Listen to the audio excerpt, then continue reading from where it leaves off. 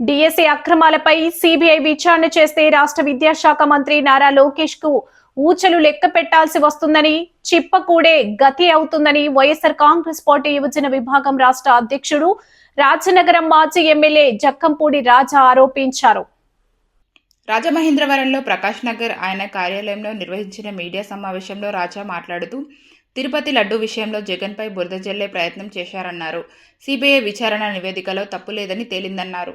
నటి జత్వానీ విషయంలోనూ సిబిఐ విచారణలో అధికారులు తప్పు లేదని నిర్ధారించాయన్నారు. అదే తరహాలో లోకేష్ కూడా తన పదవికి రాజీనామా చేసి సిబిఐ విచారణ చేయించుకొని తన చిత్తశుద్ధి నిరూపించుకోవాలన్నారు. రాష్ట్ర ప్రభుత్వం చేస్తున్న తప్పులను ప్రశ్నిస్తే వారిపై అక్రమ కేసులు బనాయించడం, అరెస్టులు చేయడం ద్వారా మా వెంట్రుక కూడా పీకలేరు అని గుర్తుంచుకోవాలని రాజా పేర్కొన్నారు. రాష్ట్రంలో శాంతి భద్రతలు పూర్తిగా క్షీణించాయని, కూటమి ప్రభుత్వం అరాచక పాలన సాగిస్తోందని రాజా దుయ్యబట్టారు.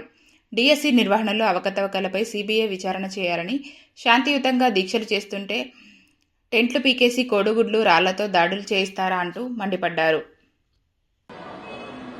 ఓ ప్రశాంతమైనటువంటి వాతావరణంలో రాజ్యాంగబద్ధంగా చట్టానికి లోబడి ఈ రాష్ట్రంలో ఉన్నటువంటి నిరుద్యోగ యువత వాళ్ళ సమస్యల గురించి గలమెత్తితే జెన్జీ ఎవరైతే కొత్త తరం యువత ఇవాళ మాకు అన్యాయం జరుగుతూ ఉంది, ఖచ్చితంగా ఢిల్లీలో జరిగినటువంటి ఇన్సిడెంట్ని మేము స్ఫూర్తిగా తీసుకుని ఈ ప్రభుత్వాన్ని నిలదీస్తాం, ఒక శాంతియుతమైనటువంటి వాతావరణంలో వారి యొక్క కార్యక్రమాలను నిర్వహిస్తూ ఉంటాయి. ఈ రకంగా దాడులు చేయడం అనేటువంటిది ఎంతవరకు సమంజసం అని చెప్పని అడుగుతా ఉన్నాం. ఇవాళ అడుగుతా ఉన్నాం తెలుగుదేశం పార్టీ కార్యకర్తల్ని, మీరు ఒక న్యాయం కోసం, ధర్మం కోసం సాక్ష్యాలతో, ఆధారాలతో ఈ ప్రభుత్వం చేసినటువంటి తప్పుల మీద ప్రశ్నిస్తా ఉన్నటువంటి టెంటుల మీద కాదు రాళ్లు రువ్వాల్సింది, కోడిగుడ్లు వేయాల్సింది, లేక మూత్రం నింపినటువంటి సీసాల్ని వేయాల్సింది. మీరు ఈ రాళ్లు, ఈ మూత్రం నింపినటువంటి సీసాలు తీసుకెళ్లి లోకేష్ నెత్తి మీద వేయండి అని చెప్తా ఉన్నాం. ఎందుకనంటే మీ నాయకుడు చేసినటువంటి తప్పుల కారణంగా వేల లక్షల మంది జీవితాలు రోడ్లు పాలవుతా ఉన్నాయి.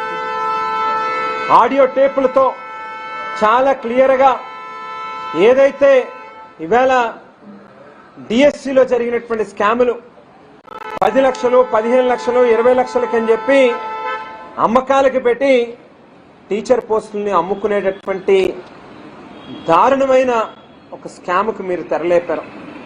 మీ నాయకుడి నెత్తి మీద పోయండి ఆ సీసాలను తీసుకెళ్లి, ఆ మూత్రాన్ని అని చెప్పి చెప్తా ఉన్నాం.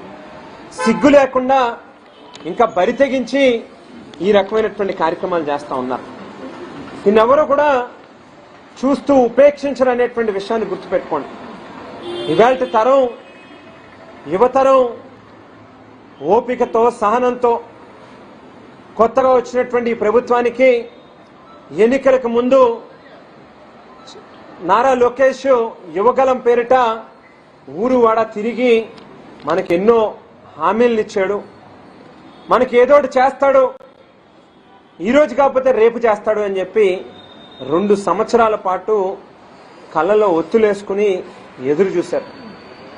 అటువంటి యువతని నట్టేట ముంచి ఇవాళ కాలేజీలకు వెళ్తే రావద్దు అని చెప్పి యాజమాన్యాలు బయటికి పొమ్మంటున్నారు. మాకు ఫీజు రియంబర్స్మెంట్ బిల్లులు గవర్నమెంట్ ఇవ్వలేదు, బిల్లులు వచ్చిన తర్వాతే మిమ్మల్ని కాలేజీల్లోకి తీసుకు